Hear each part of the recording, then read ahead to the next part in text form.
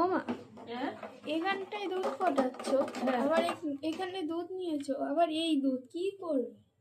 আরে কালকে দশহরা না, কালকে দই চিড়ে এই খাওয়া হবে। দশহরাটা হয়? দশহরা তো অনেকে পান্তা ভাত খায়, আজকে রান্না করে, কালকে পান্তা ভাত খায়, অনেকে লুচি পরোটা খায়, অনেকে চিড়ে দই খায়, চিড়ে দই আম। ওই গরম ভাত খেতে নেই? গরম ভাত খেতে নেই, ওটাই বললে হয়, ওই দিনে গরম ভাত ওই গরম খেতে নেই, এই জন্য তা দই আমরা কি বসাবো। খাবো? কালকে দই চিড়ে আম মিষ্টি এইসব খাওয়া হবে, একবার খাওয়া হবে, ঠিক আছে?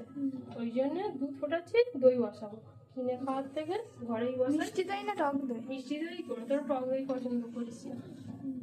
আর এইগুলো এইসব শিখেছি আমার শাশুড়ি মার কাছ থেকে, মানে তোদের ঠাম্মির কাছ থেকে। আগে আমি এইসব পারতাম না, ঠিক আছে? আমার শাশুড়ি মার কাছ থেকে এত কিছু শেখা। আমি অনেক রান্না জানি।